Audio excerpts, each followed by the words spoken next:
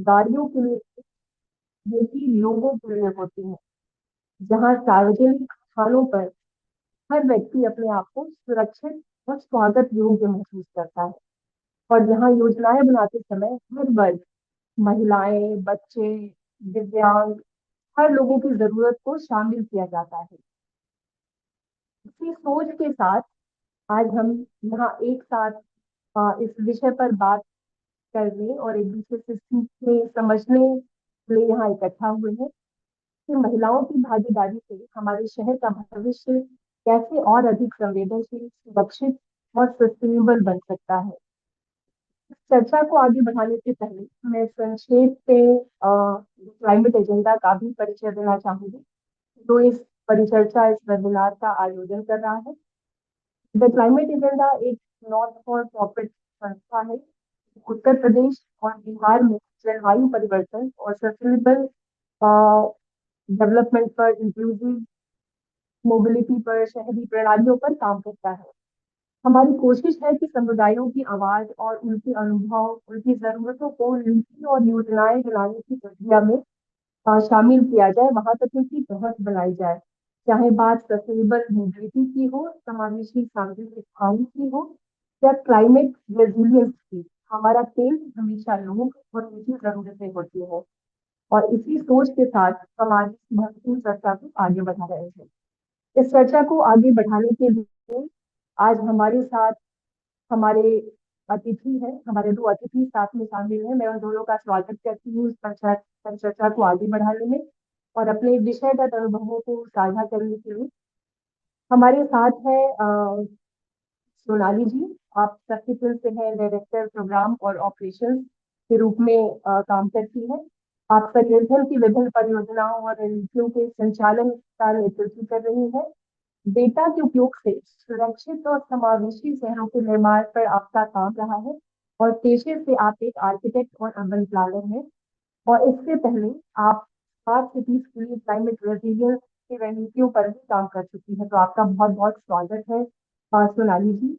हमारी दूसरी गेस्ट है श्वेता वेर्नेकर जी। आप सीनियर प्रोग्राम एसोसिएट है परिसर से और सस्टेनेबल अर्बन ट्रांसपोर्ट पर आपका काफी बेहतर काम रहा है। आप ट्रांसपोर्ट से जुड़े विभिन्न पहलुओं जैसे जेंडर, उसका इकोनॉमिक इम्पैक्ट आदि पर आपकी अच्छी समझ रही है। तो आप दोनों का बहुत बहुत स्वागत है। बहुत छोटा मैंने परिचय दिया है, लेकिन मैं चाहूंगी कि विषयगत अपनी बातों को जोड़ने के साथ ही आप अपने परिचय को भी साथ में रखेंगे। तो मैं शुरू करना चाहूंगी सोनाली जी से। तो अब ये आपके हवाले है। मैं थैंक यू एकता जी। क्या आप लोग सब मुझे सुन पा रहे हैं? तो मैं अब थैंक यू आपने मेरा इंट्रोडक्शन करने के लिए। तो मैं अभी एक प्रेजेंटेशन आप लोगों के साथ शेयर करना चाहूंगी, आप सभी के साथ। लेट मी नो एक बार जब ये स्क्रीन पर आपको मेरी प्रेजेंटेशन दिखनी शुरू हो जाए।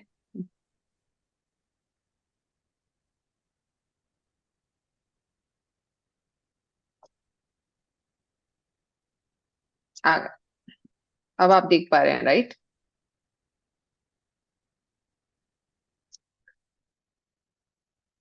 नमस्ते सभी को। आज अंतर्राष्ट्रीय महिला दिवस है। हम सब अगर इसकी हिस्ट्री में जाएं, क्योंकि ये सेल्स और आज के टाइम में हम सब इसे विमेन सेल या विमेन डिस्काउंट इन सब के बारे में जानते हैं, या उस दिन हमें महिलाओं को सेलिब्रेट करना चाहिए इस बारे में जानते हैं। बट इसकी शुरुआत 1900 में हुई थी। बहुत बहुत पुरानी हिस्ट्री है इसकी, कि उस जमाने में जब महिलाओं को वोटिंग का अधिकार नहीं था, काम सही पूरे काम के पैसे नहीं दिए जाते थे, वहां से शुरुआत हुई थी। भारत में नहीं, क्योंकि भारत जब आजाद हुआ था तब तभी से ही हमें वोटिंग राइट्स मिले थे, तभी से हमें काम करने की आजादी मिली थी। पर जब 1910 की उस जमाने की बात है, जब वहां की औरतों ने सबने मिलकर एक कैंपेन शुरू किया था, जिसमें उन्होंने कहा था कि हमें इक्वल पे, यानी 8 घंटे करने काम के हिसाब से हमें इक्वल पे मिलना चाहिए और हमें वोटिंग का अधिकार होना चाहिए। इसी के साथ शुरुआत हुई थी अंतर्राष्ट्रीय दिवस। पर आज मैं आपको एक और दूसरी दुविधा जिसके बारे में हम सब अपनी रोजाना जिंदगी में गुजरते हैं, और उसके साथ हम सेफ्टी पिन संस्था क्या कर रही है, हम उसके बारे में बात करेंगे। जब भी अभी जैसे मैंने काम की बात करी, मैंने बाहर निकलने की बात करी, तो सबसे बड़ी जो चीज है हमारे आज के शहरों में, वो ये है कि हम सबको डर लगता है। हम सब औरतों को बाहर निकलने से डर लगता है। बाहर निकलने से पहले थोड़ा सोचते हैं, क्या मैं इस वक्त निकल सकती हूँ, क्या मेरे साथ कोई होगा। और ये जो छोटी छोटी चिंताएं हैं, ये जो डर है हमारा, ये हमें रोकता है। बिना किसी डर के, बिना किसी भय से बाहर निकलने से भी रोकता रोकता है। और हमें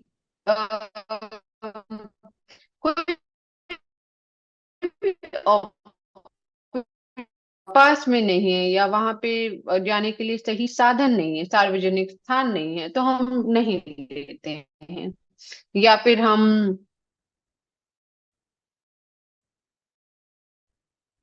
जो डर का जो माहौल होता है, ये बहुत इम्पैक्ट करता है। तो इसी के साथ जब हम ये आंकड़े देखते हैं, तो ये आंकड़े बताते हैं कि लगभग 70% औरतें जो हैं पब्लिक ट्रांसपोर्ट करती हैं। अलग अलग शहरों में ये सर्वे किया गया था कि औरतें शहरों में चलती कैसे हैं, क्या वो पब्लिक ट्रांसपोर्ट यूज करती है। तो ये पता चला पब्लिक ट्रांसपोर्ट तो यूज करती है, लेकिन 88% औरतों ने ये भी कहा कि उन्हें पब्लिक ट्रांसपोर्ट, चाहे वो बस हो, ऑटो हो, शेयर्ड ऑटो हो, ई रिक्शा हो, ये सारी जगह में उनको हरासमेंट का भी सामना करना पड़ता है। और इसी के चलते हमने ये भी देखा है कि 52% जो औरतें हैं वो नौकरी या फिर अपनी पढ़ाई ये छोड़ देती हैं। वो अपने शहर में बाहर निकलना छोड़ देती हैं ऐसे एक्सपीरियंसेस से। इससे क्या होता है ना कि हमारे शहर में औरतें दिखनी भी बंद हो जाती हैं। तो ये एक और रीजन है कि जब हम औरतों के एक्सपीरियंस से लिव्ड एक अनुकूल शहर, आप लोगों में से किसी ने दिल्ली या मेट्रो में देखा होगा, तो काफी जगह हम देखते हैं कि अम, महिलाओं का एक अलग डब्बा होने से उनको बहुत ही अच्छी आवाजाही मिल रही है। इस तरह का डेटा कि महिलाएं कैसे यूज करती हैं शहर कैसे, ये सब हमारे लिए बहुत इम्पोर्टेंट होता है डेटा इकट्ठा करने के लिए। अगर में महिलाएं हर जगह चाहिए, क्योंकि हम बात कर रहे हैं अ, हमारे यहाँ हम ये भी बात कर रहे हैं कि महिलाओं का लेबर फोर्स पार्टिसिपेशन रेट बढ़ना चाहिए, तो हमें ये भी इस बात की भी कोशिश करनी चाहिए कि हमारा शहर जो है वो किस तरह से महिलाओं को ध्यान में रखते हुए बनाया जाए। और यही हमारी संस्था आती है जो कि एक कल्पना करती है। हमने एक सपना किया है कि एक ऐसा शहर, हमारे शहर ऐसे ही हो, हमारी हमारी दुनिया ऐसी हो कि जहाँ पे कोई भी औरत बिना किसी डर से आ जा सके, उसके पास एक अपनी आवाज हो। और इसीलिए हमने सेफ्टी पिन संस्था की शुरुआत करी थी। और ऑर्गेनाइजेशन, हम डेटा के साथ काम करते हैं। हम जमीन पर ये डेटा इकट्ठा करते हैं कि महिलाएं कहाँ जा रही है, तो उन्हें कैसा महसूस हो रहा है। तो ये हमने एक फ्रेमवर्क बनाया था कि अगर आप जेंडर रेस्पॉन्सिव शहर, यानी कि समावेशी सुरक्षित व समावेशी शहर बनाने के लिए काम कर रहे हैं, तो सरकार को किन किन चीजों पर काम करना पड़ेगा। तो अगर आप हमारा व्हील देख रहे हैं, तो इसमें ये पता चल रहा है कि कौन कौन से हमने पैरामीटर आइडेंटिफाई किए थे कि पब्लिक स्पेसेस को सुरक्षित होना जरूरी है, हमारी जो ट्रांसपोर्ट है उनके सिस्टम्स को सुरक्षित ही नहीं, पूरी फर्स्ट और लास्ट माइल कनेक्टिविटी, यानी कि पहली मील आप अपने घर से बस स्टॉप या मेट्रो स्टेशन तक कैसे पहुंच रहे हैं, वापस कैसे आ रहे हैं, तो या ई रिक्शा हो या ऑटो हो, ये थोड़ा सुरक्षित भी हो और कन्वीनियंट भी हो, इस तरह की कनेक्टिविटी होनी चाहिए। और ट्रांसपोर्ट सेक्टर जहाँ जो कि माना जाता है वहाँ पार्टिसिपेट करती है, तो हम ये सब पहलुओं को देखते हैं। हम ये भी पहलू देखते हैं कि अगर कोई महिला कामकाजी महिलाएं हैं, तो उनको किस तरह की सुविधाओं की जरूरत, हाउसिंग यानी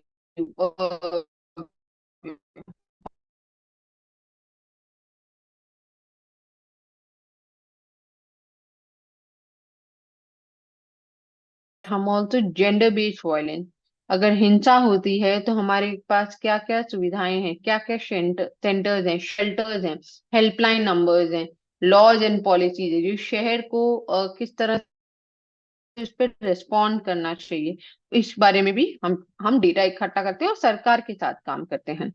तो आज मैं, क्योंकि हमारे पास बहुत सारे डिजिटल टूल्स हैं जिसके साथ हम काम करते हैं, बट आज आप लोगों के सामने ये माई सेफ्टी पिन ऐप के बारे में बात करना चाहूंगी। एक ये language play store, play store हुआ, एप्पल स्टोर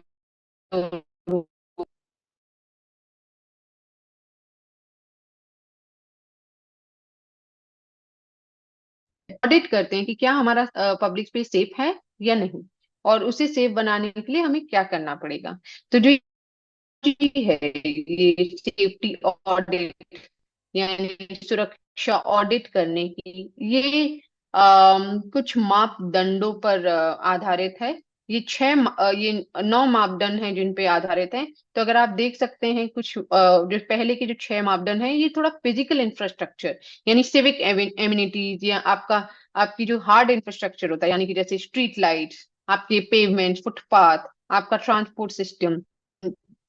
अगर आप रोड पे चल रहे हैं तो क्या वहां पे दुकानें हैं, या फिर वहां पे सिर्फ बड़ी बड़ी ऊंची ऊंची दीवारें हैं, क्योंकि आप सभी जानते हैं कि जब औरत कहीं भी जा रही होती है तो वो ऐसे रास्ते चुनती है जहाँ पे थोड़ी सी एक्टिविटी हो। मार्केट के थ्रू हम जाना ज्यादा पसंद करेंगे रादर देन एक बिल्कुल ही सुनसान रोड पर। तो इस तरह का हम ये हर पैरामीटर पे ऑडिट करते हैं, और साथ ही साथ हम सोशल यूसेज भी देखते हैं, यानी कि उस सड़क पे या उस जगह, उस पब्लिक स्पेस में कितने लोग हैं, क्या महिलाएं व बच्चे भी उसका पार्ट है या सिर्फ पुरुष हैं, और हमें कैसा लग रहा है, हम क्या वहां पर सुरक्षित महसूस कर रहे हैं। तो जब इन सारे 9 मापदंडों पर आप ऑडिट करते हैं, ऑडिट करने का एक बहुत सिंपल तरीका होता है कि आप कोई भी एक स्पेस में आप रेटिंग करेंगे, लाइटिंग को देखेंगे, देखेंगे कि लाइट जल रही है नहीं जल रही है, उसके बाद उसको नंबर देंगे। जब वो नंबर देते हैं, आप इसी तरह सभी मापदंडों को जब नंबर देते हैं तो वो एक तरह से पिन के रूप में दिखता है। ये जो पिन है, इसलिए हमारा नाम भी इस तरह से पड़ा, सेफ्टी ऑडिट। एक सेफ्टी ऑडिट किया आपने और एक पिन दिख रही है, तो हमारा नाम भी हमने सेफ्टी पिन रखा है इस तरह से। तो अगर आप जाएंगे अपने ऐप पे खोलेंगे तो आपको इस तरह की अपने नेबरहुड में सेफ्टी पिन दिखेंगी, और आप पता कर सकते हैं कि आपके नेबरहुड यानी आपके इलाका, आपके घर के आसपास, या आपके ऑफिस या स्कूल या कॉलेज, इसके आसपास की सुरक्षा ऑडिट कैसा है। नाउ ये ऑडिट में आप सिर्फ रेटिंग नहीं करते हैं, आप फोटोग्राफ भी कलेक्ट करते हैं, आप कमेंट्स भी डालते हैं, ताकि इस तरह से ये एक कंप्लीट असेसमेंट होता है उस जगह का। और ये डेटा जियो टैग्ड है। जियो टैग का मतलब है कि जब आप ये मैप खोलेंगे तो आपको पता रहेगा कि कहाँ का ऑडिट है। तो जब ये डेटा सरकार के पास भी जाता है तो उनको पता होता है कि अच्छा ये डेटा किस तरह का है और हमें कहाँ एक्शन लेना है।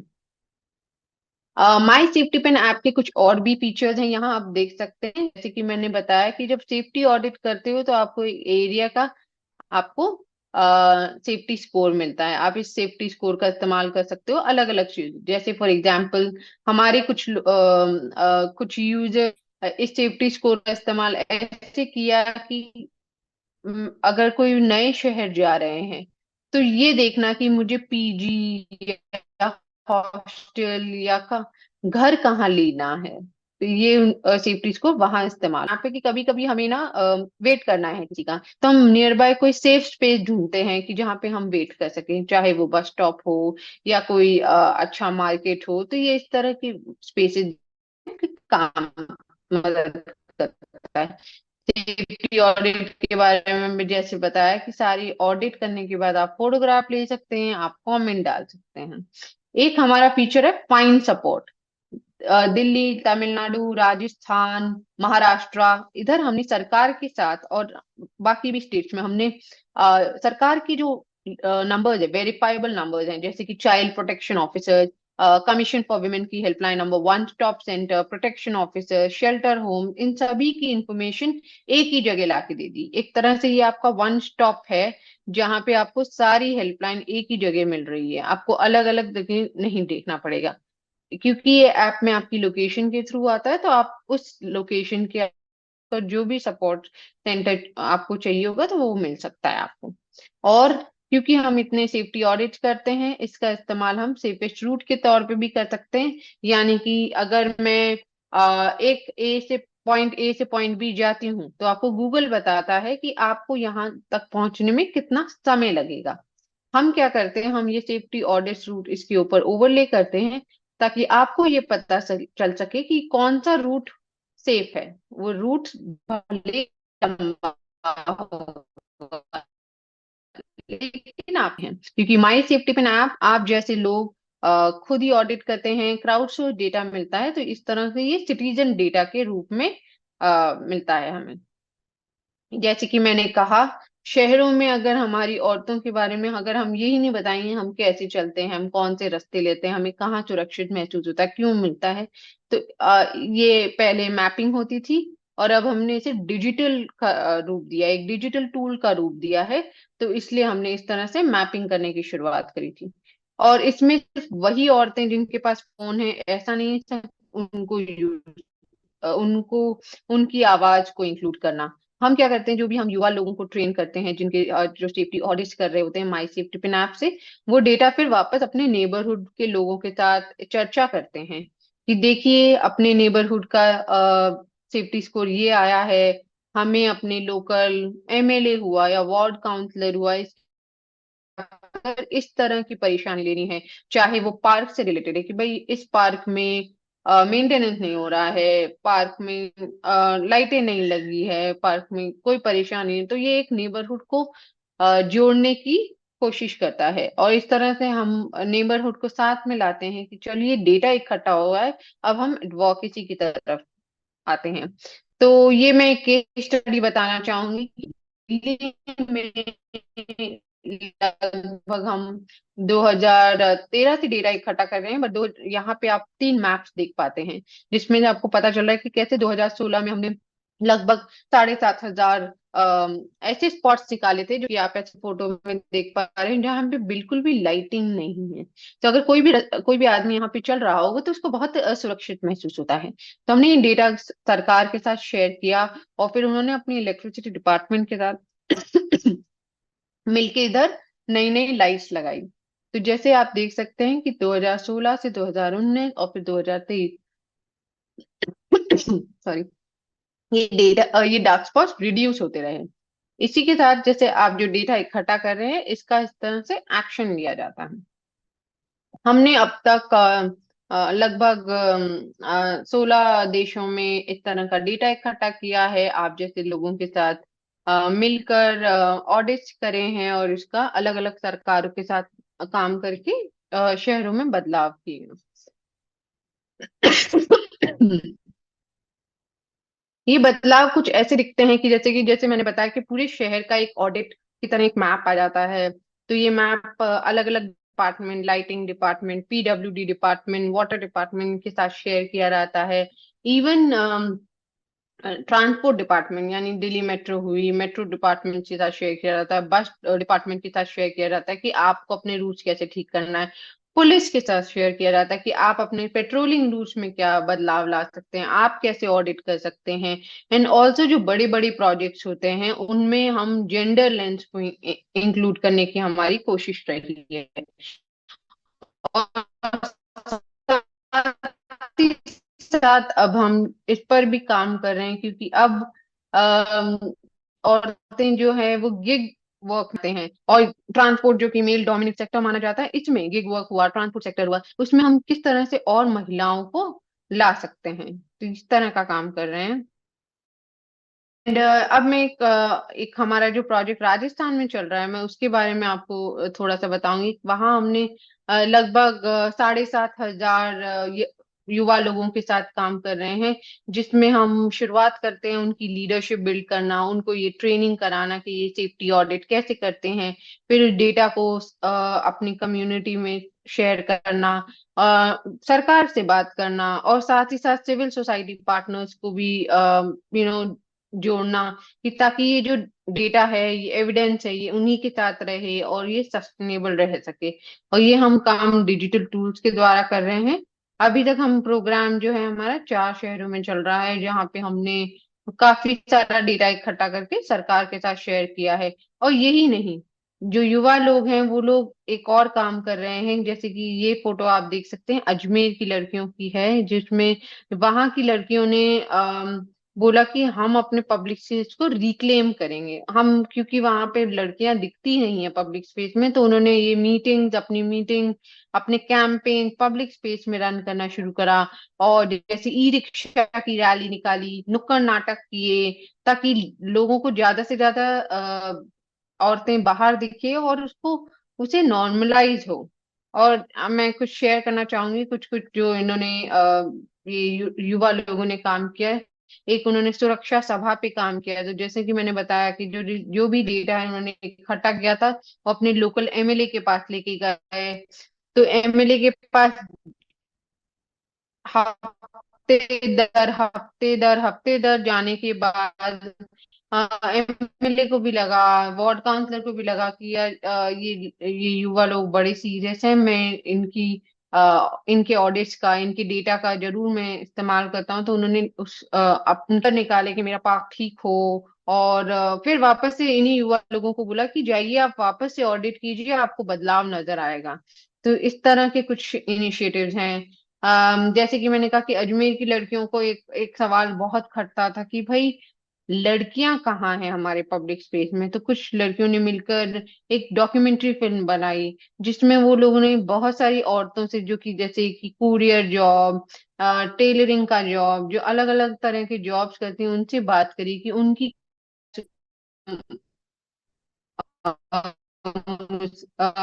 मुश्किलें हैं, क्या करा जा सकता है, सरकार मवेशी और सुरक्षित बनाए। और एक चीज जो आप सभी जानते हैं कि हमारे शहरों में ना कुछ कुछ जगह होती है जिसको हम ये सोचते हैं ये तो इनका अड्डा है। उनमें से कुछ ऐसा होता है कि जैसे चाय की दुकान। तो कुछ लड़कियों ने ये भी सोचा कि यार ये चाय की दुकान पे कभी औरतें क्यों नहीं होती है। हम हमेशा पब्लिक स्पेसेस जो होती हैं, सार्वजनिक स्थान, चाहे वो कोई भी स्थान में, हम किसी पर्पस के थ्रू होते हैं, कि कोई समय के साथ होते हैं। हम कभी भी सिर्फ वहां बैठे नहीं होते हैं बिना किसी रीजन के, बिना किसी पर्पस के, या फिर जैसे चाय के ठेले पे अपने दोस्तों से मिलने गए, हम ऐसा नहीं करते हैं। तो उन्होंने आपणों ठियों का मतलब है मेरा ठिकाना, अपना ठिकाना। और उसके साथ से अपना इन्होंने शुरुआत करी थी चाय के ठेले का। चाय के ठेले लगाने लग गए अलग अलग जगह शहरों में, और बातचीत चालू करी कि क्यों नहीं हमारा भी ऐसा कोई ठिकाना हो। तो ये थोड़े छोटे छोटे इनिशिएटिव्स हैं जिससे यंग लोगों ने अपनी बात कही और सरकार के तक भी पहुंचाई। और अगर आप ये कुछ टेस्टिमोनियल देख पा रहे हैं, तो इसमें ये कुछ कुछ जो यंग युवा लड़कियां हैं, उन्होंने कहा कि पहले उनको पब्लिक स्पेस में ऐसे पब्लिक स्पीकिंग में डर लगता था, पर उनको ये भी नहीं पता था कि हम डेटा कैसे इकट्ठा करें। हम चाहते तो हैं अपने शहरों के लिए कुछ करना, लेकिन हमें पता नहीं है हम कैसे कर सकते हैं। तो ये एक टूल जो है, अलग अलग tool, my safety pin app, there is Swachh Bharat app, my GOV app, ये बहुत सारे डिजिटल टूल्स हैं जिसके जरिए हम सरकार को तक अपनी कंसर्न्स बता सकते हैं। तो तो इस प्रोग्राम के थ्रू ये कॉन्फिडेंस आया, इन लड़कियों ने डेटा भी इकट्ठा किया और इन सरकार अलग अलग डिपार्टमेंट्स के साथ शेयर भी किया, ताकि इसमें बदलाव आए। तो इसी तरह इस तरह के हम प्रोग्राम्स कर रहे हैं यंग लोगों के साथ अलग अलग शहरों में। और साथ ही साथ जो भी डेटा हम इकट्ठा करते हैं उसको हमारा काम ये है कि कैपेसिटी बढ़ाना, कैपेसिटीज को डेवलप करना और डेटा को किस तरह से बदलाव की तरह यूज करें। इस साल की जो अंतर्राष्ट्रीय महिला दिवस का जो थीम है वो ये है कि इसको तो ये हमारा हक है, इस शहर पे आपका मेरा हम सभी का इक्वल हक है। और अगर हम इस शहर के लिए काम करना चाहते हैं तो ये एक ऐसी एक ऐसा शहर हो जहाँ पे औरतें बिना किसी डर से जा सके, सारी सुविधाएं हैं। ये एक हमने पोस्टर तैयार किया था कि हमें फ्यूचर में हैप्पी वुमेन डे बोलने की जरूरत ना पड़े, क्योंकि ये एक नॉर्मल चीज रहे।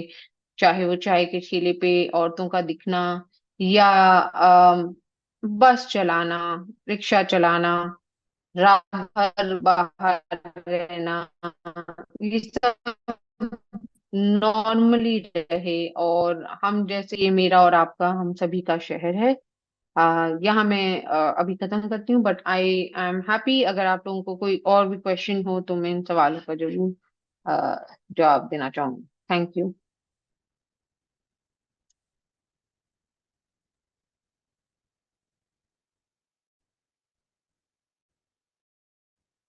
Thank you Sonali ji. काफी सुंदर मुझे लग रहा है कि हमारे बीच में हमारी सबसे फील्ड की लड़की काफी जीत गई है और उन्हें बहुत सारे साहस और आइडिया दोनों मिले हैं कि वो अपने कैंपस में जो मोबिलिटी के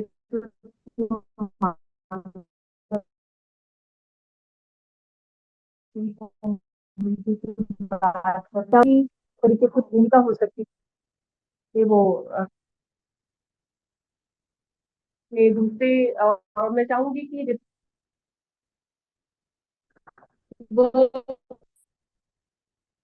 को यहाँ पे अ, तो अपने दोनों गेस्ट से पूछेंगे। मैं अपनी दूसरी गेस्ट को इनवाइट करना चाहूंगी कि प्लीज अब आप अपनी बात रखें। यस, नमस्ते। और क्लाइमेट एजेंडा को बहुत बहुत शुक्रिया कि आज के दिन हमें इस विषय पे बात करने के लिए बुलाया गया है। और मैं स्पेशली मेंशन करना चाहूंगी कि ये जो आपने वेबिनार को नाम दिया है वही मेरे लिए काफी बड़ा इंस्पिरेशन रहा है टू गो बियॉन्ड जो हमारे मतलब हम 3 दशकों से परिवहन पे काम कर रहे हैं एज अ सिटीजन, तो नागरिक के तौर पे भी हम देखते हैं थोड़ा सा आगे जाके एक ब्रॉडर कंटेक्स्ट में ये देखते हैं कि महिलाओं का शहरों में क्या स्थान है। आई थिंक तब बहुत इंटरेस्टिंग चीजें उभर के आती है। सो मैंने मैंने प्रेजेंटेशन कोई तैयार नहीं की है, लेकिन आई थिंक बातों बातों में मैं परिसर का जो काम रहा है वो भी हाईलाइट कर दूंगी। पर आई थिंक सबसे पहली बात, मतलब विषय इतना बड़ा है तो मुझे लगा, जब मैं लॉजिकली सोचने की कोशिश कर रही थी कि कैसे करना है, तो मुझे शुरुआत जैसे कि सोनाली जी ने भी करी डेटा से करना बहुत वाकिब लगा। अम, और डेटा से क्यों, ये भी मैं बोलना चाहूंगी कि बहुत बार आई थिंक अभी जो जैसे कि पूना शहर में हमारी जो बस सर्विस है उसका नाम पीएमपीएमएल है। वहां पे बस की जो एक साइड है, पूरी एक साइड है, वो महिलाओं के लिए रिजर्व रहती है, वहां पे महिलाएं ही बैठती है। और पुरुष दूसरे साइड पे बैठ सकते हैं, लेकिन इस साइड पे अगर पुरुष बैठेंगे तो उनको उठना पड़ेगा अगर कोई महिला आती है तो इस एक फीचर की वजह से भी काफी डिस्कशन शहर में हमारे होता है कि ये करने की क्या जरूरत है। मतलब अगर महिलाएं, पूना में महिलाएं जॉब को जाती है, मैं खुद I am upper middle class से हूँ तो मुझे जॉब्स का एक्सेस है, मैं जब चाहे बाहर जा सकती हूँ, तो इस सिचुएशन में क्या मुझे उस बस में रिजर्वेशन की जरूरत है? मैं पैसे भी दे सकती हूँ जो बस का टिकट है वो। तो ये जो वन ऑफ सिचुएशंस होती है जिससे हम बोलते हैं कि क्या महिलाओं को ये सब चीजों की आज की तारीख में जरूरत है, आई थिंक वो मैं थोड़ा सा क्लैरिफाई करना चाहूंगी डेटा से। उसमें से कुछ कुछ चीजें सोनाली जी के प्रेजेंटेशन में भी आई है, लेकिन मैं बहुत एक दो तीन चीजें ऐड करूंगी। और मैंने जानबूझ के मेरे इसमें सेफ्टी का पार्ट थोड़ा कम रखा था, क्योंकि आई न्यू कि सेफ्टी पिन संस्था है जो सेफ्टी पे ही फोकस करती है सबसे ज्यादा, तो मेरा उसमें थोड़ा सा मैंने कम रखा है। सो मेरा जो, मैंने जो अपनी मन में ये बात सब सोची थी उसका एक भाग है कि क्या सच में महिलाओं को ये सब सहूलियतों की जरूरत है हमारे शहरों में। और दूसरा भाग ये है कि अगर शहर सच में महिलाओं के लिए डिजाइन करे गए तो क्या होगा। क्योंकि वो इमेजिनेशन होना बहुत जरूरी है, वो सोच पाना बहुत जरूरी है, नहीं तो हम वहां तक पहुंच नहीं पाएंगे। और बीच में एक रास्ता है जिसमें कुछ कुछ चीजें हो रही है, जैसे कि मैंने बोला पीएमपीएमएल में ये रिजर्वेशन है, बहुत सारे शहरों में बसेस फ्री की गई है महिलाओं के लिए, और भी पॉलिसीज है। लेकिन जो एंड पॉइंट है वहां तक पहुंचने के लिए और क्या करना पड़ेगा, ये मेरा मोटा मोटा मैंने थोड़ा सा ऑर्गेनाइज किया है। सो पहली बात की जरूरत है कि नहीं है। सो जैसे कि सोनाली जी ने भी काफी आई थिंक सेंसस का जनगणना से ही डेटा लिया है, वो 2011 का है, उसके बाद में हुआ नहीं है, तो हम उसी के ऊपर थोड़ा सा बेस करेंगे कि आज भी महिलाओं का जो वर्कफोर्स में पार्टिसिपेशन है, जो काम बाहर जाके काम करती है, वो केवल 25% पे है।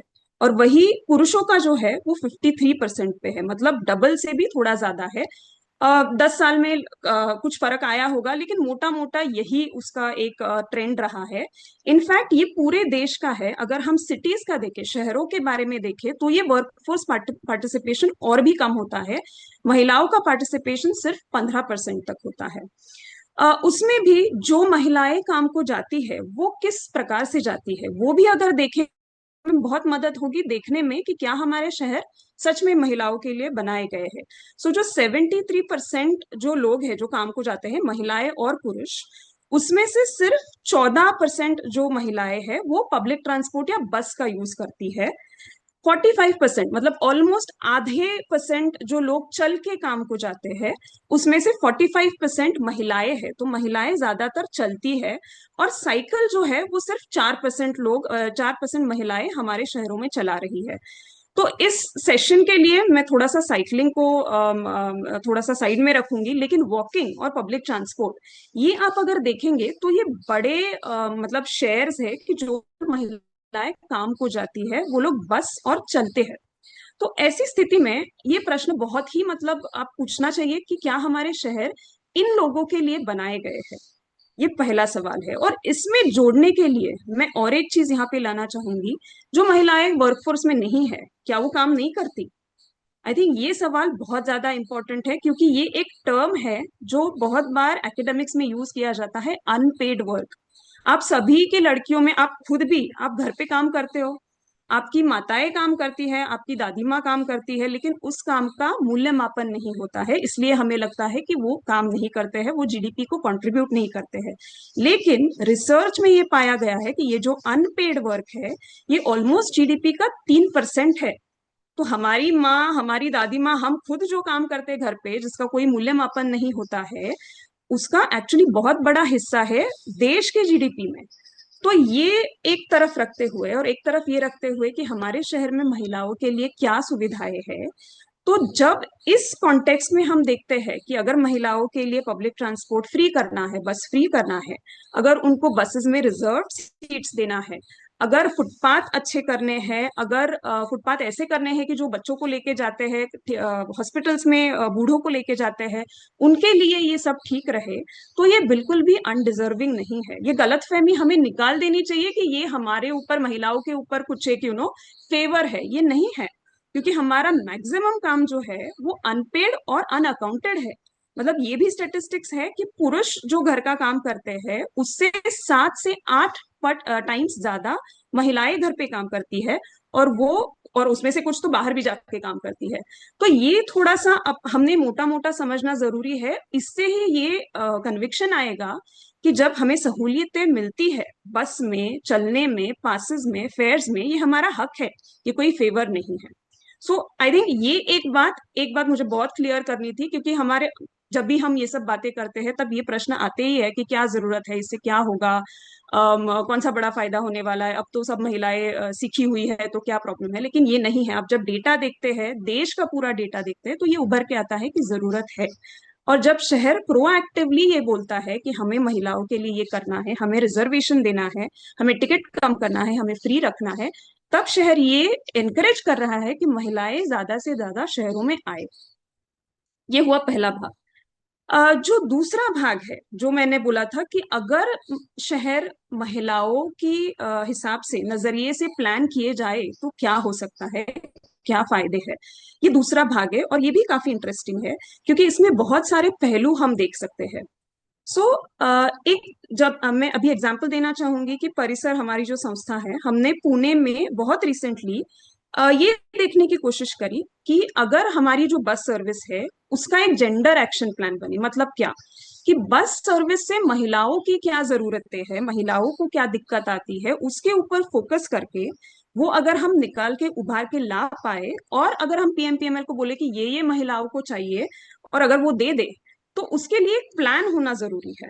तो हमने रिसेंटली एक मेथोडोलॉजी डेवलप करी जिसमें हमने बहुत सारे शहरों में देखा जहाँ पे ये बातें हो चुकी है, भारत के भी कई शहरों में हो चुकी है, कलकत्ता में कुछ कुछ चीजें हो रही है और बाहर के देशों में, बाहर के शहरों में, लॉस एंजलिस मेट्रो करके अमेरिका में एक शहर है जहाँ पे उन्होंने ये जेंडर एक्शन प्लान बनाया कि हमने अपने शहर के लिए वो कस्टमाइज किया। उसमें परसेप्शन सर्वे आता है, उसमें ये सब चीजें, बाकी की चीजें, ऑब्जर्वेशन स्टडीज आते हैं, इंफ्रास्ट्रक्चर कैसा है, सच में सुविधाएं कैसी है, उसका ऑब्जर्वेशन आता है, ये सब चीजें हमने उसमें देखी। पर वो करते हुए हमें समझ में आया कि ये चीजें काफी न्यूआंस्ड है। तो अगर बस सुविधा महिलाओं के लिए करानी है, करनी है अच्छी, तो क्या होना जरूरी है? बस टाइम पे आनी चाहिए, बस में भीड़ नहीं होनी चाहिए, बस रुकनी चाहिए, जो फ्रीक्वेंसी है वो बस की ज्यादा होनी चाहिए। ये तो पुरुषों को भी चाहिए बराबर, ये सिर्फ महिलाओं को चाहिए ऐसे है नहीं। पर आई थिंक ये बहुत एक इम्पोर्टेंट ऑब्जर्वेशन है कि ये न होने से जो इम्पैक्ट महिलाओं पे होता है वो बहुत अलग और वो बहुत ज्यादा तीव्र होता है, ना कि पुरुषों के कंपेयर करने से। सो आई थिंक ये समझना काफी जरूरी है बिकॉज यहाँ पे मैं और एक टर्म लाना चाहूंगी कि महिलाएं जो है वो टिपिकली, जैसे हमने पहले भी देखा, वो घर का काम भी कर, वो बाहर का काम भी कर रही है और वो बहुत एक महत्वपूर्ण रोल में रहती है कि उनका ध्यान रखना, बच्चे हैं, बूढ़े हैं, पूरा घर है, ये सब चीजों का उनके ऊपर ज्यादा रिस्पॉन्सिबिलिटी होती है। तो जब उनके पास कुछ बाहर जाने का कुछ काम आता है, मार्केट में जाना है और कहीं जाना है, और अगर बस टाइम पे नहीं आती है, अगर उसमें मुझे 2 घंटे रुकना पड़ रहा है या 2 घंटे लगता है एक जगह से दूसरी जगह की चीजों के लिए जो टाइम है वो मेरा कॉम्प्रोमाइज हो रहा है। ये इसको टाइम पावर्टी के हिसाब से एक टर्म है कि मतलब समय की गरीबी। क्योंकि मेरा बहुत ज्यादा टाइम अगर मेरा मोबिलिटी में जा रहा है तो मेरी बाकी की चीजें सफर हो रही है, मेरा बच्चों पे ध्यान अगर मुझे देना है तो वो टाइम कॉम्प्रोमाइज हो रहा है, घर का काम करना है तो वो टाइम कॉम्प्रोमाइज हो रहा है, ये सारी चीजें अफेक्ट हो रही है। और ये कुछ कुछ चीजें ना ध्यान में रखना बहुत जरूरी है। सो इसी को देखते हुए इवन मतलब अभी ये हम देख रहे हैं कि 45% महिलाएं चल रही है काम के लिए। और ये भी सी बात है कि ये इतनी महिलाएं, मतलब पुरुष आई थिंक कुछ 10-12% ही चलते हैं काम के लिए, जो पूरे वॉकिंग ट्रिप्स होती है, लेकिन महिलाएं 45% होती है। वो क्यों है? क्योंकि महिलाओं के लिए जो मनी का एक्सेस है वो भी काफी बार लिमिटेड रहता है। तो टाइम पावर्टी है, मनी पावर्टी है, एक्सेसिबिलिटी पावर्टी है, ये सारी चीजें मिलके महिलाओं का ज्यादा से ज्यादा टाइम ये मोबिलिटी में जा रहा है और उनका क्वालिटी ऑफ लाइफ रिड्यूस हो रहा है। तो ये मोटा मोटा एक पिक्चर है। और फिर हम चलते हैं कि शहर, मतलब अगर हमें महिलाओं के लिए डिजाइन करना है तो वो कैसे होने चाहिए। तो यही है, अगर हम डेटा देखें तो अगर इतनी महिलाएं चल रही है, हमें ये सवाल पूछना चाहिए कि हमारे शहरों में फुटपाथ कैसे है, फुटपाथ कैसे है, चलने की सुविधा कैसी है, क्रॉसिंग्स कैसे है, लाइटिंग है कि नहीं। सो जो ऐप सोनाली जी ने बताया वो परफेक्ट है देखने के लिए कि हमारे शहरों में वॉकिंग फैसिलिटीज कैसी है। ये एक हुआ। पब्लिक ट्रांसपोर्ट है, आपके शहर में बस है कि नहीं, अगर बस सर्विस है तो कितने बसेस है। बसेस मतलब हर एक लाख लोगों के पीछे 50 या 60 बसेस होना जरूरी रहता है, लेकिन उतने बसेस आपके पास है कि नहीं आपको देखना पड़ेगा। ये चीजें हैं। सेफ्टी आई थिंक सोनाली जी ने काफी अच्छी तरह से कवर किया है तो वो मैं उसमें नहीं जाऊंगी, पर ये सारे चीजों का ध्यान रखना बहुत जरूरी है। और जो उसके आगे जाके एक चीज है कि अगर शहर में ये सारी चीजें अच्छी होंगी, भले ही वो ऐसी ये बोल के की जाए कि महिलाओं के लिए शहर बन रहा है, तो क्लाइमेट चेंज मतलब जलवायु परिवर्तन जो है उसके ऊपर क्या इम्पैक्ट पड़ेगा वो भी जानना जरूरी है। क्योंकि ऑलरेडी जो महिलाएं हैं वो ज्यादा करके शाश्वत परिवहन मतलब बस यूज करती है, चलती है, या साइकिल यूज करती है, साइकिल का प्रमाण कम है। तो अगर ज्यादा से ज्यादा महिलाएं यही ट्रांसपोर्ट मोड्स यूज करेंगी तो क्लाइमेट चेंज जो बहुत तेजी से हो रहा है वो भी उसका जो स्पीड है वो कम हो जाएगा, इम्पैक्ट कम हो जाएगा। सो हमारे जो शहर है वो रहने के लायक हो जाएंगे। जो लास्ट दो चीजें मुझे रखनी है वो ये है कि ऐसे है क्या कि हमारे शहर मतलब महिलाओं के बिल्कुल भी सुरक्षित नहीं है? मुझे नहीं लगता कि ऐसी बात है। अगर हम किसी भी शहर के पुराने हिस्से में जाए जिसको ओल्ड सिटी बोलते हैं, वो एसेंशियली मैंने जहां जहां देखा है मतलब पूना में है, मैंने राजस्थान में देखा है, जयपुर में देखा है, दिल्ली में देखा है, जो कोर सिटी है, जो पुराना शहर है, वो इंट्रिंसिकली सेफ रहता है। आपको ये सोचना चाहिए कि ये क्यों सेफ है।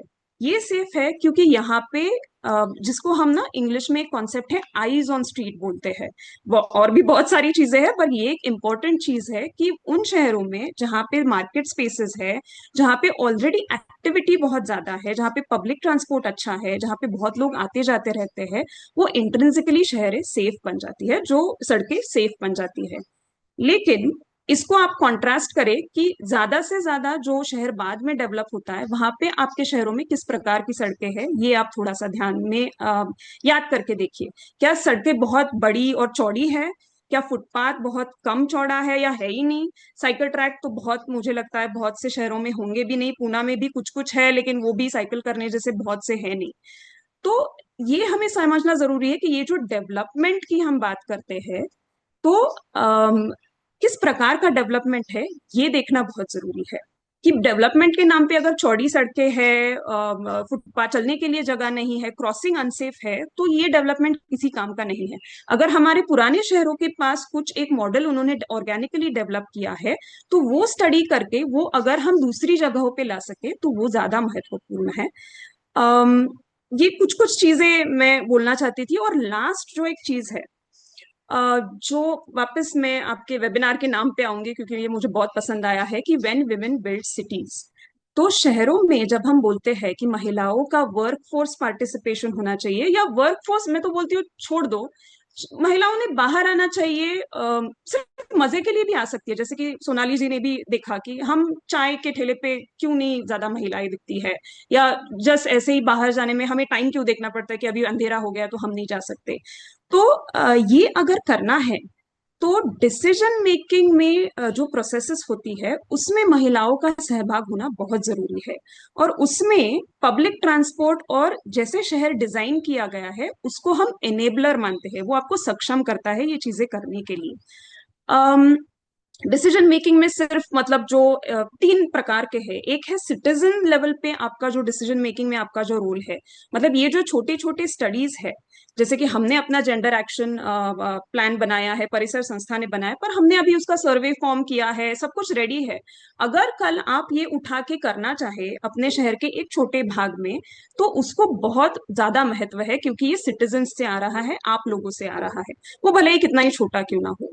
दूसरे और तीसरे लेवल पे जो है ऑफिशियल्स में, जो हमारे कमिश्नर है, म्युनिसिपल कमिश्नर्स है, रोड इंजीनियर्स है, जो कुछ पब्लिक बस सर्विस के ऑफिशियल्स है, उसमें भी महिलाओं का होना बहुत जरूरी है।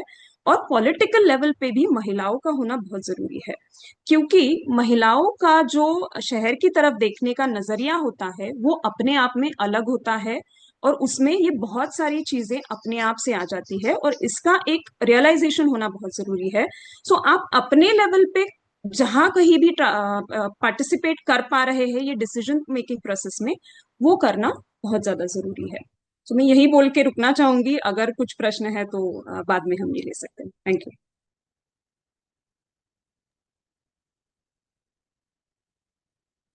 Thank you Shweta ji. काफी बेहतर बातचीत रही और मुझे लग रहा है कि जो भी पार्टिसिपेंट्स आज जुड़े हैं हमारे साथ अपने शहरों को कुछ नए तरीके से देखने की कोशिश करेंगे। वो जो एक स्टीरियोटाइप तरीका था या महिलाएं खुद ही मान के बैठी थी कि ट्रांसपोर्ट या सड़कों पे दी जा रही कोई नई चीज उनके लिए उनका हक नहीं, बल्कि उनके लिए एक सुविधा है जो गवर्नमेंट ने कर दी है, और उसको अपने राइट के बतौर वो नहीं देखती हैं। इसीलिए कुछ नई चीज होती है तो उन्हें लगता है कि कुछ अच्छा हो गया, उससे थोड़ा चलो जीवन बेहतर हो जाएगा, तो वो डिमांड कहीं नहीं आ पाती है। तो आज की जो ये बातचीत है जो आप दोनों ने रखी, ये हमारे जो भी साथी हैं आज पार्टिसिपेंट्स, उनके लिए एक पोस्ट वेबिनार, मुझे लगता है वो कुछ रीथिंक कर पाएंगे, कुछ रीबिल्ड कर पाएंगे आगे की एक सोच। कुछ सवाल है यहाँ चैट बॉक्स में, मैं उनको एज इट इज पढ़ देती हूँ आप दोनों के लिए। एक सवाल है सोनाली जी के लिए। There is a good number of younger audience today, just to provide them some food for thought and help them think on it post webinar. I'm putting up this question. When we speak of hak or nyay in the context of cities, what does the right to the city means for women? Is safety enough, or does justice also means equal voice in how cities are planned and governed? तो सोनाली जी के लिए ये एक प्रश्न है। हाँ, thank you Ekta. Actually दो सवाल जो है मैं इसको कंबाइन कर लूंगी। इसके बाद वाला जो सवाल है कि how can students and local communities work with safety to make their neighbourhood safe for women. तो पहला तो राइट टू द सिटी। इसको अगर मैं ऐसे समझाऊं कि हिस्टोरिकली जब भी हम शहर का निर्माण करने निकले थे, जब भी जो भी शहर का निर्माण करने निकले थे, उन्होंने हमारे शहरों में बनाना जब शुरू किया था तो इस तरह से चीजें करी कि जो सिर्फ एक जेंडर को देखते हुए बनाए। जेंडर भी नहीं, इनफैक्ट एक एबल जेंडर को देखते हुए, जैसे मेल को देखते हुए बनाया। एक एग्जाम्पल के तौर पे अगर मैं ट्रांसपोर्ट का ही लूं, अगर आप अपने शहरों में देखेंगे तो बसेस जो होती है, जो भी, जैसे एक होता है अपना घर वाला एरिया, रेसिडेंशियल एरिया बोलते हैं उसको, और एक होता है ऑफिस एरिया। तो जो भी बसेस होगी वो आपको लगातार 15 मिनट में या 10 मिनट में आपको आती जाती मिलेगी बसेस की, जो कि आपके इस एरिया से इस एरिया में जाती है। लेकिन आप ऐसे काफी सारे छोटे एरिया देखेंगे, ये लॉन्ग टर्म रूट्स होते हैं मोस्टली। और ऐसी बहुत सारी जगह देखेंगे जो हमारे नेबरहुड पार्क हुआ या नेबरहुड मार्केट हुआ या थोड़ा सा दूर हुआ, वहां की बसेस थोड़ी या तो लंबे अंतराल में आती है, यानी कि आधे घंटे में आएगी, या वो रूट्स होते ही नहीं है, क्योंकि देन फिर आते हैं हमारे ऑटो, ई रिक्शा, इन क्योंकि ये गैप बन जाता है। क्योंकि इस छोटे से रूट्स को तो आप देख ही नहीं रहे हो। और ये छोटे रूट्स कौन इस्तेमाल करता है? महिलाएं। महिलाएं जो अक्सर घर के सारे काम काज करती हैं और ऑफिस भी जाती है, लेकिन जैसे घर के काम काज हुए या मेरे बच्चों को बगल के स्कूल में छोड़ के आना, फिर मार्केट से कुछ लेके आना, फिर वापस आना, तो वो क्या छोटी छोटी छोटी छोटी ट्रिप्स करती हैं। तो जब हिस्टोरिकली ऐसे बनाया था तो इस तरह से नहीं सोचा। बस ये सोचा कि एक आदमी जा रहा है, उसको बस मिलनी चाहिए एक एक जगह से दूर दूर, जहाँ पे ऑफिस वाले एरियाज होंगे, इस तरह से। तो यहाँ ही हमारी शुरुआत आ जाती है कि हम जब शहर बना रहे हैं उसमें हम सिर्फ एक ही जने को देख रहे हैं। That's where the right to the city comes, कि ये शहर सिर्फ एक ही तरह के लोगों का नहीं है। ये शहर औरतों का भी है, विकलांगों का भी है, बूढ़े लोगों का भी है। तो आप अपने पेवमेंट, फुटपाथ आप आराम से बना रहे हैं कि बस ऊपर नीचे चढ़ना हो। बहुत शहरों में आज भी अगर आप देखें तो बहुत ही ऊंचाई पे बसें, बहुत ही ऊंचाई पे। ये लो फ्लोर बसेस पिछले 15 सालों में आई है, जब से हम JNNURM की बात करें, एक्चुअली 15-20 सालों से आई है। जब जब से हम ये बात करते हैं कि लो फ्लोर बसेस चाहिए, क्योंकि उतरने चढ़ने में प्रॉब्लम नहीं आ, पेमेंट इतना ऊंचा नहीं होना चाहिए कि आसानी ना है। तो right to the city actually से दैट कि आपको सभी लोगों के बारे में, सभी स्टेक होल्डर्स को देख के आपको बनाना पड़ेगा। तो इसके अलावा ये जो रवि जी ने बोला है, हाँ, इक्वल वॉइस इन हम सिटीज कैसे बनाते हैं, क्योंकि अभी हम बात करते हैं कि टेबल पे कौन है। जब कोई भी नक्शा बन रहा है शहर का, या कोई भी इंफ्रास्ट्रक्चर बन रहा है, या कुछ भी इनिशिएटिव बन रहे हैं, आप क्या उस टेबल पे सिर्फ एक तरह के लोग हैं? मैं अब जेंडर, क्लास, कास्ट इन सब में भी आना चाहूंगी कि क्या वो एक तरह के लोग हैं जो दूसरे लोगों के लिए कोई भी चीज बना रहे हैं? हम जैसे कि श्वेता जी ने बहुत ही अच्छे से बोला कि हम डेवलपमेंट के नाम पे क्या चाह रहे हैं, चौड़ी सड़कें, फ्लाईओवर, क्या हम यही चाह रहे हैं? जबकि हमने देखा है कि हमारे शहर जो थोड़े से मिक्स यूज वाले होते हैं, यानी जहाँ बसेस भी होगी, रेसिडेंसेस भी होंगे, ऑफिसेज भी होंगे, वो ज्यादा सेफ होते हैं, ज्यादा सुरक्षित होते हैं, ज्यादा एक्टिव होते हैं। हम क्यों दूसरे जो बाहर के देश हैं उन्होंने अपने तरीके से, अपने लोकल कॉन्टेक्स्ट से बनाया था, हमने उसे बिना सोचे समझे इस तरह उसे कॉपी कर लिया इंडिया में। इंडिया में बहुत अच्छे तरीके से प्लानिंग होती है, हमारे शहर, चाहे वो दिल्ली हो, जयपुर हो, पूना हो, हमारे अगर आप पुराने शहर देखेंगे तो उसमें अच्छी प्लानिंग टेक्निक्स, लोकल कॉन्टेक्ट हुए हैं, तो इसी को हमें आगे लेके जाना चाहिए। एंड इक्वल वॉइस, यस, जो भी टेबल पे हैं, आप अगर कोई भी नया इंफ्रास्ट्रक्चर प्रोजेक्ट बना रहे हैं तो जिन लोगों को इम्पैक्ट होता है उनकी भी हमें सुननी चाहिए। आप चाहे उन्हें रेसिडेंट वेलफेयर एसोसिएशन के थ्रू जोड़िए, या उस कम्युनिटी में जाके अलग अलग तरीके से पार्टिसिपेशन, कोई एक्टिविटीज करें, बट एक सरकार की ये जिम्मेदारी होती है और होनी चाहिए। हम अभी नाम पे होती है, पेपर पे होती है, एक्चुअली में इम्प्लीमेंट नहीं होती है, कि सरकार को कोई भी नया इंफ्रास्ट्रक्चर डेवलपमेंट के लिए सिटीजन्स का, उनकी उनकी उनकी बात सुननी चाहिए, उनके लिए कोई क्लियर प्लेटफॉर्म नहीं है। तो वो इन्होंने प्लेटफॉर्म पेपर पे बना दिया, लेकिन इसमें अब हमारी बात आती है कि हम सरकार को अकाउंटेबल बनाए, हम इस बात की आवाज उठाएं कि हमें इस तरह का प्रोसेस चाहिए, हमें सुनना है, हमें आपको अपना फीडबैक देना है। तो इस तरह से ये आदान प्रदान होना चाहिए।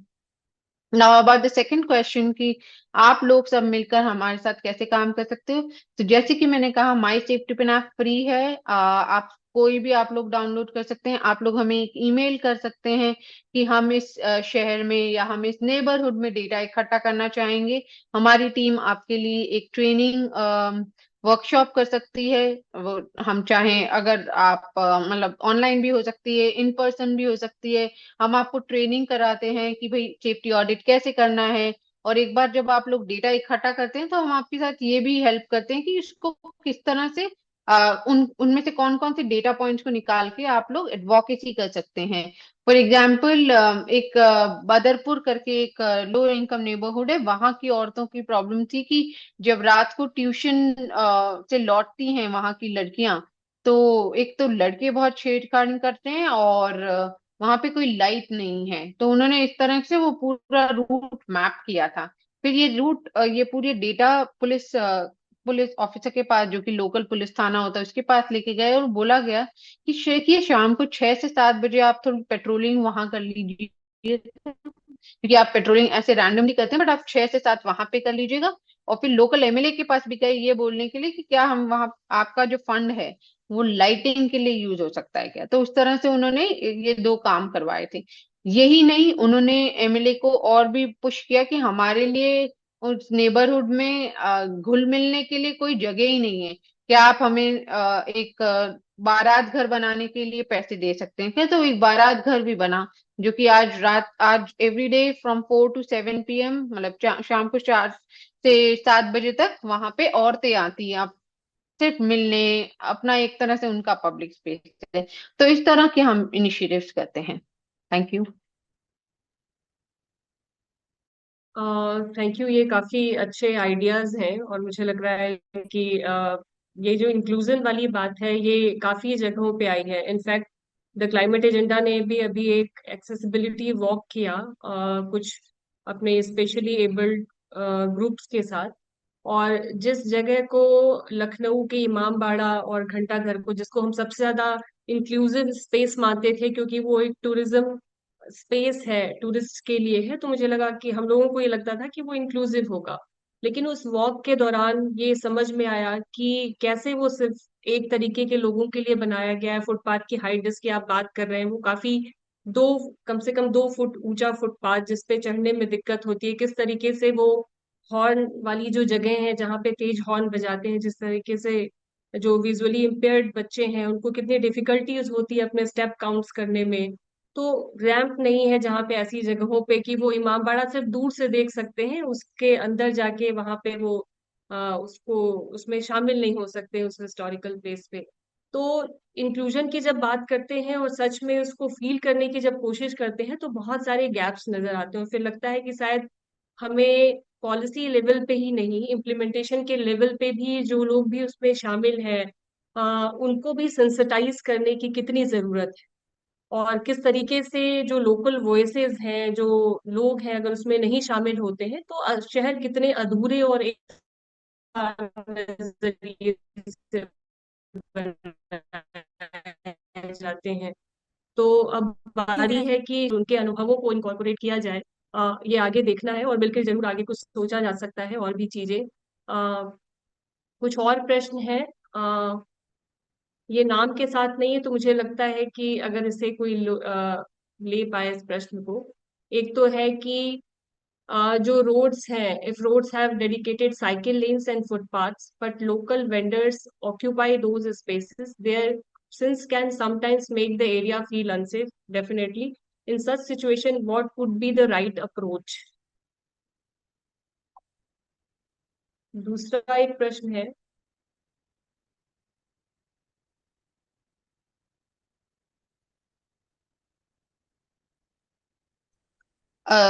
ये रोड्स वाला जी। क्वेश्चन मेरे लिए। आप दोनों में जो भी दे पाए, क्योंकि ये नाम के साथ नहीं है, तो जिन्होंने भी ये पूछा है वो अगर बता पाए। और मुझे लगता है कि अगर कुछ ऐसे एग्जाम्पल्स हो, आप दोनों जिन लोकेशंस पे काम कर रहे हैं, कुछ ऐसे एग्जाम्पल्स जिनसे ये इंसाइट्स ले पाए कि यूपी और बिहार जैसी जगहों पे जहां से ज्यादा पार्टिसिपेंट्स जुड़े हुए हैं, टीयर 2 सिटीज में अभी बहुत सारे बदलाव आने बाकी हैं। हम डेवलपमेंट के लिए रोड्स तो चौड़ी कर रहे हैं, लेकिन बहुत सारे बदलाव जो महाराष्ट्र जैसी जगहों में या दिल्ली जैसी जगहों में सेफ्टी पिन या परिसर या इस तरह की बहुत सारे सारी संस्थाओं के सहयोग से लाए जा सके हैं, वो अभी यूपी और बिहार जैसे शहरों में आने की है। तो कुछ ऐसे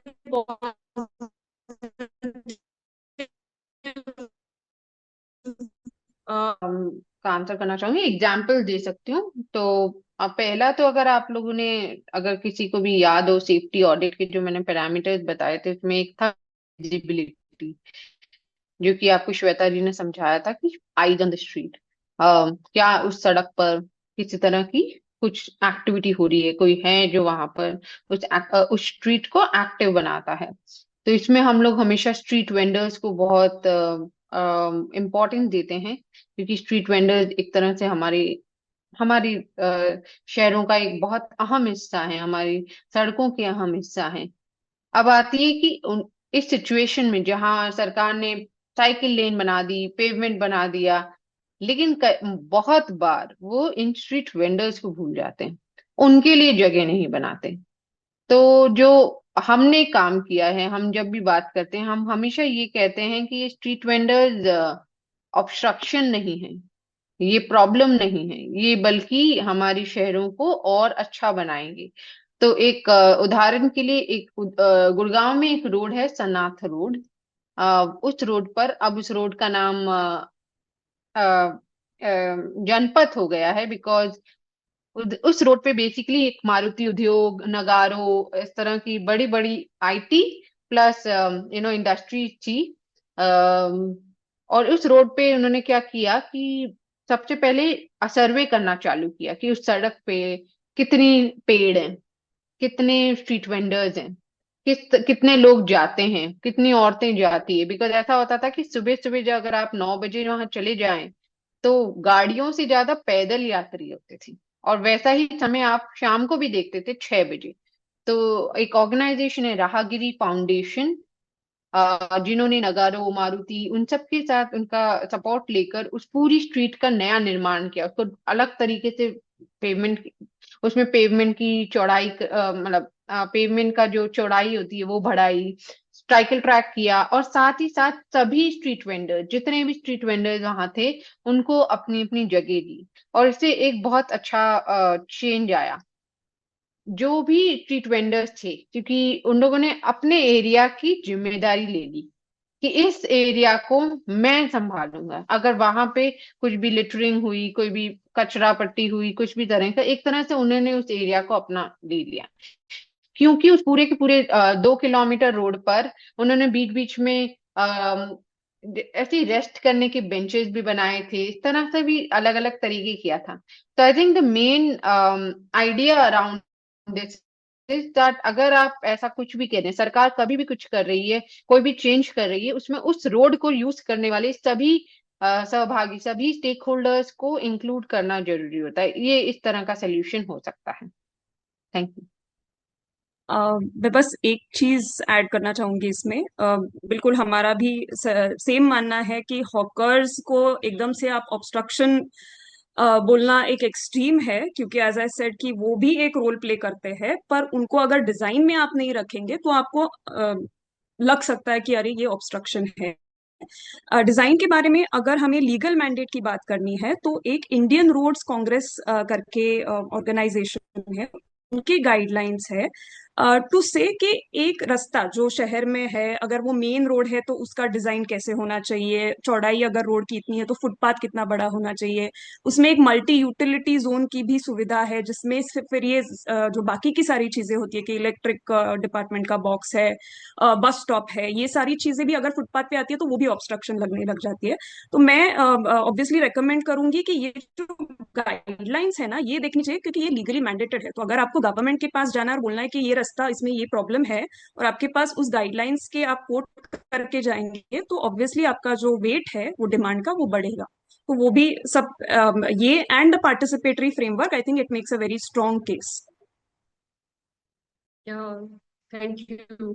और डेफिनेटली, और जैसा आपने शुरू में ही बातचीत में कहा कि आईज ऑन रोड्स, जो स्ट्रीट वेंडर्स हैं, और कई बार सुरक्षा के लिए स्ट्रीट लाइट से ज्यादा रोड पे किसी का होना बहुत जरूरी होता है, जो कहीं ना कहीं उन लोगों की ताकत को भी कम करता है जो इस तरह के मानसिकता के हैं, जो छेड़छाड़ है या उस तरह की किसी भी घटना को अंजाम देने के लिए सड़कों पे रहते हैं। और महिलाओं को, लड़कियों को भी ये सुरक्षा लगती है कि सड़कों पे उनके अलावा, मतलब वो अकेली नहीं है, कुछ लोग हैं जो हैं शायद मदद करने के लिए आ सकते हैं किसी मुश्किल में। तो श्वेता जी, आपके लिए एक प्रश्न है रवि की तरफ से। You mention that many women experiences time poverty, money poverty and accessibility poverty. If a city were to seriously address these three together, what would a day in the life of women in the city look like?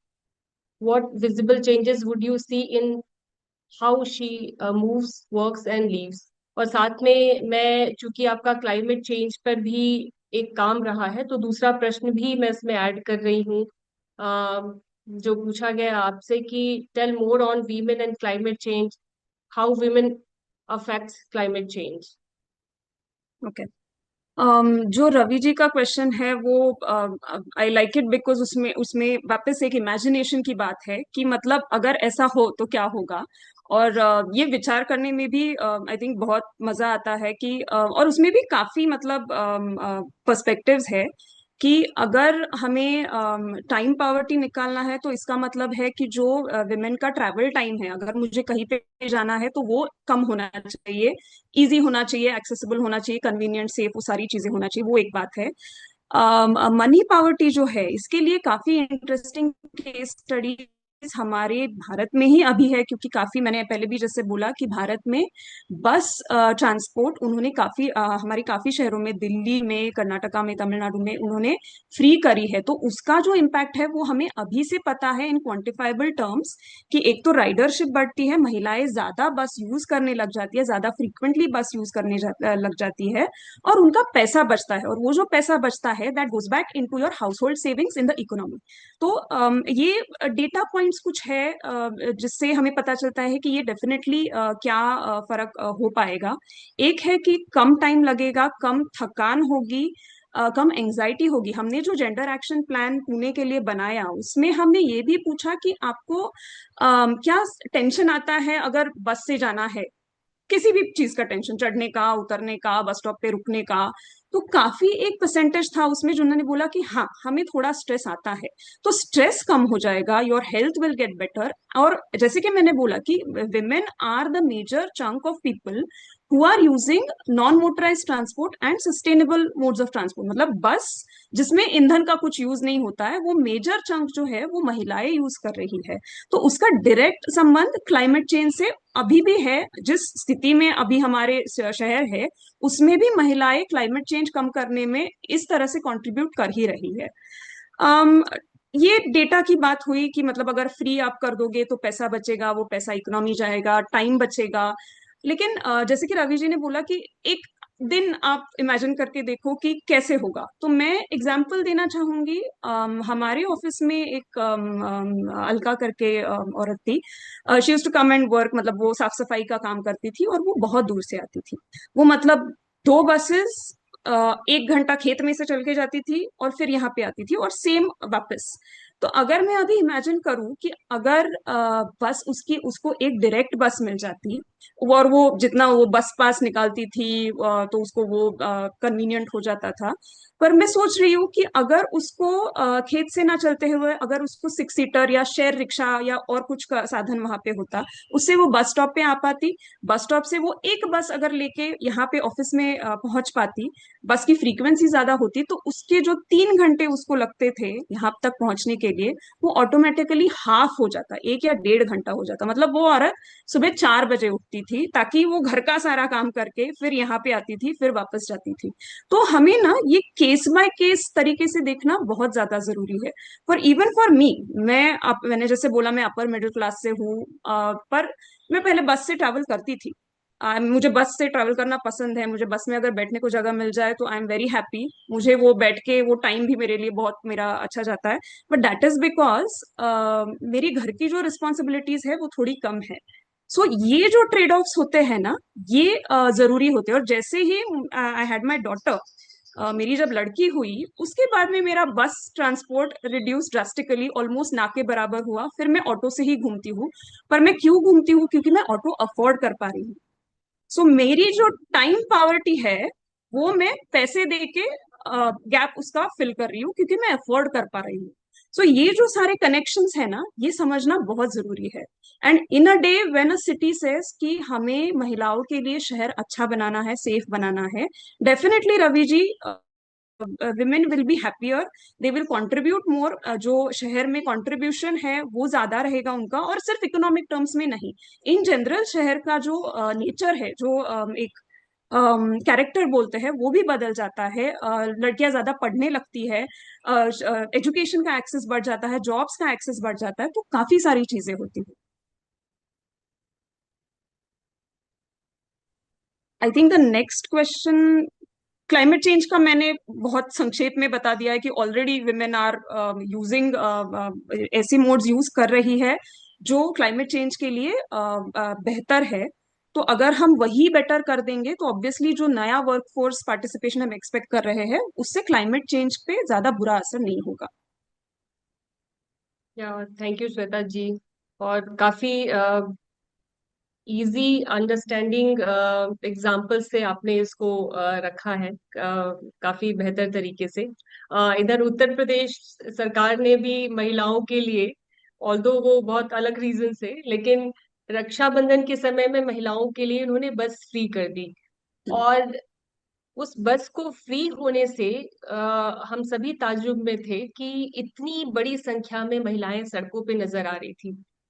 ये जरूर हर साल रक्षाबंधन पड़ता है और लड़कियां, महिलाएं अपने भाइयों को राखी बांधने जाती हैं, लेकिन एक बस का फ्री होना उनको ये लिबर्टी दे पाया। जो आप पोवर्टी की बात कर रही हैं कि कहीं ना कहीं उस गैप को फिल कर रहा है, उनकी इच्छा होती थी और वो बाहर निकल पाई, उसको एक्सेस कर पाई और उन्होंने अपना काम किया जो वो करना चाहती थी। तो एक छोटे छोटे बदलाव जो है एडमिनिस्ट्रेशन की तरफ से पॉलिसीज में, किस तरीके से एक बड़ा स्पेस उनके लिए तैयार करते हैं, उनको किस तरीके से एक आजादी महसूस कराते हैं, जो वो करना चाहती है उसके लिए एक स्पेस उनको देते हैं, ये एक अच्छे उदाहरण है मुझे लग रहा है। हम लोग अपने टाइम को भी क्रॉस कर चुके हैं, तो एक आखिरी सवाल मैं आप दोनों से पूछूंगी।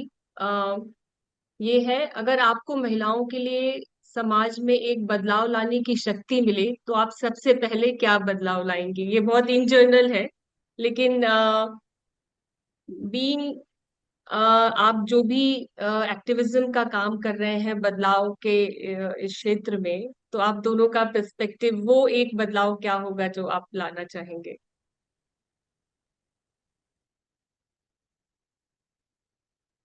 अम, हाँ मतलब ये अगर रिस्पॉन्ड करना है तो बहुत मतलब वापस हम इसी चीज पे जाते हैं कि हम अभी क्या काम कर रहे हैं। समहाउ इमेजिनेशन भी ऐसी चीज है कि वो भी अभी जो चल रहा है उससे जुड़ी हुई है, तो बहुत ऐसा फैंटास्टिक कुछ थॉट नहीं आ रहा है। बट यही है कि अगर एक चीज होती तो शायद मैं पब्लिक ट्रांसपोर्ट सबके लिए फ्री कर देती। क्योंकि हम अभी उस रिपोर्ट पे हमें अभी रिपोर्ट भी रिलीज किया है, उसके ऊपर काफी डिस्कशन भी हुआ है, तो मेरे दिमाग में अभी वो चल रहा है। पर महिलाओं के लिए फ्री करना तो बहुत बढ़िया है, लेकिन उसके लिए भी हमने एक वेबिनार रखा था जहाँ पे कुछ बहुत से लोगों ने ये भी कहा कि अरे सिर्फ महिलाओं के लिए क्यों रखना है, सबके लिए फ्री रख दो, मतलब काम भी कम हो जाता है and then the impact will anyway, महिलाओं को उसका इम्पैक्ट मिलेगा। तो I think that is one of the things जो मैं अगर एक झटके में अगर वो हो जाता तो मैं करना चाहती। एंड दूसरी जो चीज है वो मतलब सुपर पावर की उसके लिए जरूरत नहीं है, लेकिन ये मैं रखना चाहती हूँ क्योंकि ये मेरे ही खुद के विचार में बहुत बार आता है कि जब भी हम इवन हमारे शहर का जो जेंडर एक्शन प्लान बना रहे थे, तो तब मेरे दिमाग में काफी सारे डाउट्स आते हैं कि यार मतलब अभी बस की संख्या पुणे में 2000 है। एट दिस मोमेंट हमें 6000 बसेस की जरूरत है अगर पूरे सिटी को सर्विस करना है। बसेस जो आती है उनके बहुत सारे इश्यूज है, मेजरली बिकॉज बस फ्लीट इतनी है नहीं हमारी, तो बहुत सारे इश्यूज है और उसमें हम कहाँ जेंडर एक्शन की बात कर रहे हैं। एंड आई थिंक ये जो थॉट है ना, ये अरेस्ट करना बहुत जरूरी है। हमें अपने आप की सोच को लिमिट नहीं करना है, हमें ये जो चीजें हैं ये नैरेटिव में लानी बहुत जरूरी है। क्योंकि मैंने एक ऑब्जर्व किया है जितने साल मैं परिसर में हूँ कि कौन सी चीज कब हो जाए उसका कोई लॉजिकल रीजन नहीं होता है। बहुत बार there is a government official who is very good, एक पॉलिटिशियन पॉलिटिकल पार्टी सेंटर में आ जाती है तो आपका कुछ मतलब हो जाता है। So it is very important कि ये जो सारी आइडियाज हमें लगती है कि भाई ये कब होगा, ये रखना बहुत जरूरी है ताकि ये जब भी वो कोऑर्डिनेशन हो जाए, जैसे कि मैंने आपको पहले भी बोला था, ग्रह तारे जो कुछ भी है वो एक साथ आ जाए, ये चीज पिकअप होगी। So it has to be out there in the universe. So that is the last thing I want to say. या thank you Shweta ji. Sonali ji, same प्रश्न आपसे। बहुत मुश्किल सवाल है, बिकॉज ऐसे ही बहुत सारे पॉइंट्स आ रहे थे मेरे मन में। आ, मैं एक्चुअली चाहती हूँ कि हम सब मिलकर, चाहे हम आप ये देश, हम सब एक अलग सपना देखें। डेवलपमेंट जब बोलते हैं ना, उसको अलग सपना देखने की बात मैं सोचती हूँ, क्योंकि अनफॉर्चुनेटली अभी हमने हर चीज को पैसे से जोड़ दिया है। और मुझे ऐसा लगता है ये जो हम जिस दिशा में जा रहे हैं, जब हम हर चीज को पैसे से जोड़ते हैं तो थोड़ा हम अपने लिए बहुत बड़ा डिसर्विस कर रहे हैं। क्योंकि अब हमने हर चीज जो भी अच्छी होती है, यानी अगर मैं, क्योंकि मैं गुड़गांव में बैठी हूँ, तो मैं आपको ये बता सकती हूँ कि हमारी गुड़गांव में थोड़ी कम पब्लिक स्पेसेस हैं। मुझे मेरा बचपन याद है, मैं बड़े आराम से पड़ोस में जा सकती थी, पर आज मैं अपने बच्चे को नहीं भेज पा रही हूँ। ट्रस्ट खत्म हो गया है, हमारे पब्लिक स्पेसेस उस तरह से सुरक्षित नहीं रहे। और अभी हम सब क्योंकि हमें जो सपना दिखाया है कि डेवलपमेंट का मतलब है बड़ी बड़ी ऊंची इमारतें और अच्छा गाड़ी, और ये अच्छी गाड़ी, बट अच्छी, ये जो सपना है ना, ये मैं बदलना चाहती हूँ। हमारा सपना होना चाहिए कि हम सभी बिना किसी का के हम वही मेल, वही मुलाकात कर सके लोगों से। मतलब मुझे याद नहीं, मैंने बचपन में ये सोचा था कि आप कहाँ से आए हो, क्या नहीं आए, क्लासेस से आते थे, लेकिन कभी क्लास और कास्ट और डेवलपमेंट वैसे नहीं सोचा था। आज अगर मैं बोलूँ तो सबके दिमाग में ये होता है कि एक आईफोन होना चाहिए, एक बड़ा घर होना चाहिए, एक गाड़ी होनी चाहिए। तो आई मीन ये मेरी अपनी एक अंदरूनी चैलेंज भी है कि मैं अपने बच्चे को कैसे ये डिफरेंट सपना दिखा सकूं। बट मैं चाहती हूँ कि हम सभी मिलकर अपने अपनी जगह, और इवन पॉलिटिशियन, आई एम मैं ये कहना चाहूंगी कि जो जो देश डेवलप्ड हुए हैं वो इसलिए हुए हैं क्योंकि इन सबने लोगों के बारे में सोचा है, ना कि कोई एक रैंडम सपना देखा है। तो हम सभी को अपने बारे में सोचना चाहिए, इंसानियत पे को ध्यान में रखना चाहिए। तो ये मेरी कोशिश रहेगी। Thank you. Thank you Sonali ji, बहुत खूबसूरत बात। तो आज इस दिन को एंड करते हुए हम सभी इन देखे गए सपनों को साकार करने के लिए अपनी तरफ से कोशिश करें। और पिछले कई दशकों में महिलाओं ने बहुत से संघर्ष किए हैं और आज स्थिति ये बन पाई है कि हम ओपनली इस पे बात कर पा रहे हैं। और बहुत